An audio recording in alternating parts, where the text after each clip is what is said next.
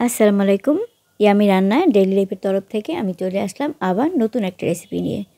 তো আজকে আমি দেখাবো একদম রেস্টুরেন্ট স্টাইলে চিকেন থাই ফ্রাই, যেটা দেখা যাবে আপনি ফ্রাই করলে 3 থেকে 4 ঘন্টা একেবারে ক্রিস্পি মুচমুচে থাকবে এবং কিভাবে আপনি 2 থেকে 3 মাস সংরক্ষণ করে রাখবেন সেটাও আমি আপনাদের দেখিয়ে দেব। তো আশা করি পুরো ভিডিওটা জুড়েই আপনারা আমার সাথে থাকবেন, আমার চ্যানেলটাকে সাবস্ক্রাইব করে আমার পাশে থাকবেন।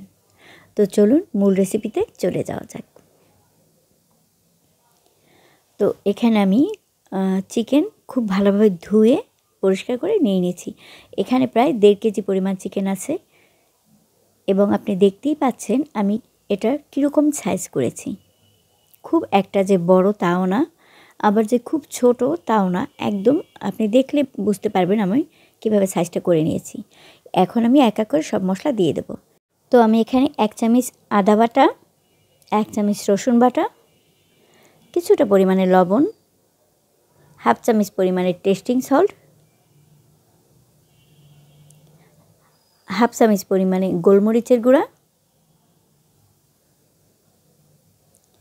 এরপর আমি এখানে আরেকটু গোলমরিচের গুঁড়া দিয়ে দিয়েছি, 1 চামচ পরিমাণে মরিচের গুঁড়া, যেহেতু আমার বাচ্চা একটু ঝাল কম খায় তাই একটু কম ঝাল দিয়েছি, 1 চামচ ধনে গুঁড়া, 1 চামচ জিরা গুঁড়া এবং এটা হয়েছে আমার নিজস্ব স্পেশাল একটা মশলা তৈরি করা, যেটা দেখা যায় আমি অনেক কিছু মশলা দিয়ে ব্লেন্ড করে এই মশলা আমি তৈরি করেছি। সেটা দিয়ে দিলাম এখানে 1.5 চামচ পরিমাণে।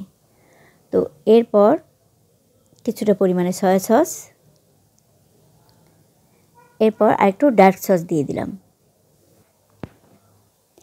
তো এরপর এখানে আমি একটা লেবু 3 ভাগের 1 ভাগ করে তার একটা পরিমাণ অংশ নিয়ে একটা পরিমাণ অংশকে 2 টুকরা করে নিয়েছিলাম। এটা থেকে এখন খুব ভালোভাবে রসটা বের করে নেব। এখন আমি সেই লেবুর রসটুক দিয়ে দেব। এখানে আমি 1/3কে 2 টুকরো করে নিয়েছিলাম, যেহেতু এটা রসটা বের করতে একটু সুবিধা হবে এর জন্য। তো আমি লেবু রস দিয়ে এরপর সব মশলাগুলো মাংসের গায়ে খুব ভালোভাবে মেখে নেব। আপনি যত ভালোভাবে মাংসের গায়ে মশলাটা মাখবেন ঠিক তত মাংসের ভিতরে মশলাটা যাবে এবং আপনার মেরিনেট করে রেখে দিলে এর টেস্ট অনেক গুণ বেড়ে যাবে। তো আমি খুব ভালোভাবে প্রত্যেকটা মাংসে যেন মশলাটা খুব ভালোভাবে মেশে সেটা দেখে চেক করে খুব ভালোভাবে সমস্ত মাংসের গায়ে মশলাটা মিশিয়ে নিলাম। তো এরপর আমি 1 ঘন্টার জন্য মেরিনেট করে রেখে দিলাম। তো 1 ঘন্টা পর আমি এর মধ্যে 2 চামচ পরিমাণে ময়দা দিয়ে দেব,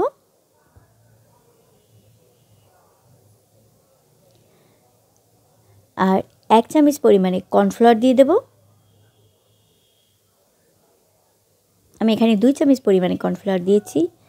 এরপর 1 চামচ পরিমাণে চালের গুঁড়ো দিয়ে দেব। সব কিছু দিয়ে এখন আমি আবার একটু মাংসের সাথে মিশিয়ে নেব। আপনি দেখতেই পাচ্ছেন এখানে কিন্তু আমার মাংস থেকে পানি বের হয়নি। তো এরপর আমি একটু কিছুক্ষণ মেখে দেখলাম যেটা আমার ডিম দিতে ভুলে গিয়েছিলাম। তো এখন আমি এর মধ্যে একটা ডিম দিয়ে দেব।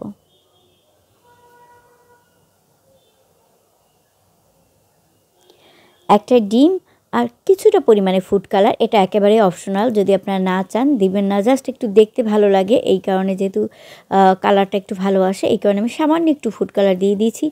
দিয়ে এখন আমি সমস্ত মশলাগুলো খুব ভালোভাবে মাংসের গায়ে মিশিয়ে নেব। আপনি দেখতেই পাচ্ছেন কিভাবে মাংসটা পুরোটা মশলাটাকে অবজার্ভ করে নিয়েছে এবং খুব সুন্দরভাবে মেরিনেট হয়েছে মাংসটা আমার। তো এখন আমি দেখাচ্ছি যে আপনি কীভাবে এটা সংরক্ষণ করে রাখবেন।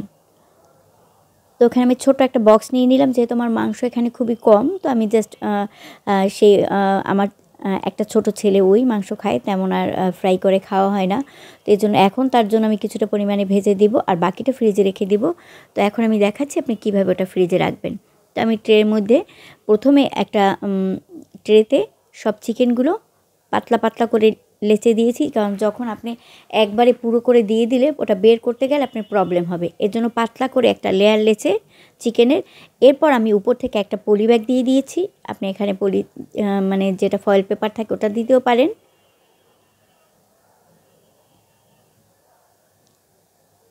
তো এরপর একটা পলি ব্যাগ দিয়ে আমি এটা আবার এর উপরে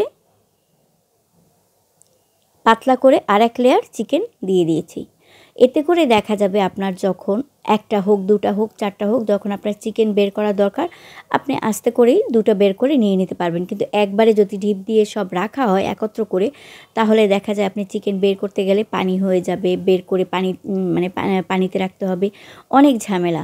তো এর জন্য আমি পাতলা করে রেখে দিয়েছি। আমার দুইটা প্রয়োজন ছেলের জন্য, আমি দুইটা বের করেই ছেলেকে ভেজে দিতে পারবো। এই কারণে আমি দুইটা লেয়ার করে রেখে দিয়েছি, যখন যতটুকু প্রয়োজন আমি বের করে নেব।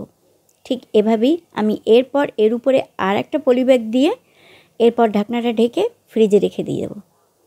এভাবে আপনি চাইলে 2 মাস 1 মাসও সংরক্ষণ করে রেখে খেতে পারবেন। একদম যখন আপনি ফ্রাই করবেন একদম ফ্রেশ এবং মুচমুচে হবে। তো এখানে আমি কয়েকটা এখন রেখে দিয়েছি আমার ছেলেকে ভেজে দেবো এর জন্য। তো এখন আমি ভেজে দেখাচ্ছি আপনার যে কতটা পরিমাণে এটা একেবারে মুচমুচে হয়েছে, এবং মাশাআল্লাহ দেখবেন কালারটাও কতটা অসাধারণ ছিল। তো তেলটা যখন খুব ভালোভাবে গরম হয়ে যাবে, একটা জিনিস খেয়াল করবেন, তেল যেন অতিরিক্ত গরম না হয় আবার ঠান্ডাও না থাকে। মাঝারি আঁচে যখন তেলটা গরম হবে, এবং আপনার চুলার আঁচটা খুব হাই হিটে থাকবে না, আবার কম হলেও চলবে না, মাঝারি আঁচের থেকে একটু বেশি চুলার আঁচটা রাখতে হবে।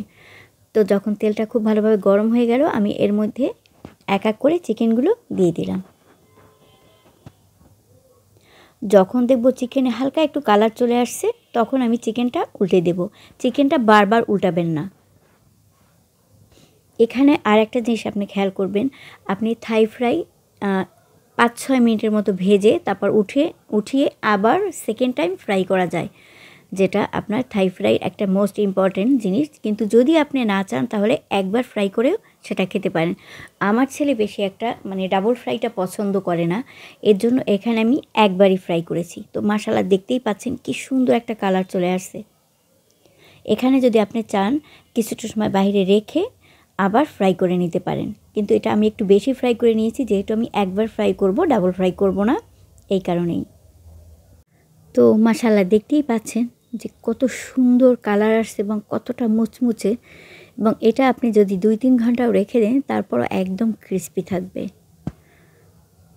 মানে এটা দেখেই বোঝা যাচ্ছে যে এটা খেতে আসলে কতটা টেস্টি। তো আশা করি আমার পুরো ভিডিওটা আপনাদের ভালো লাগবে।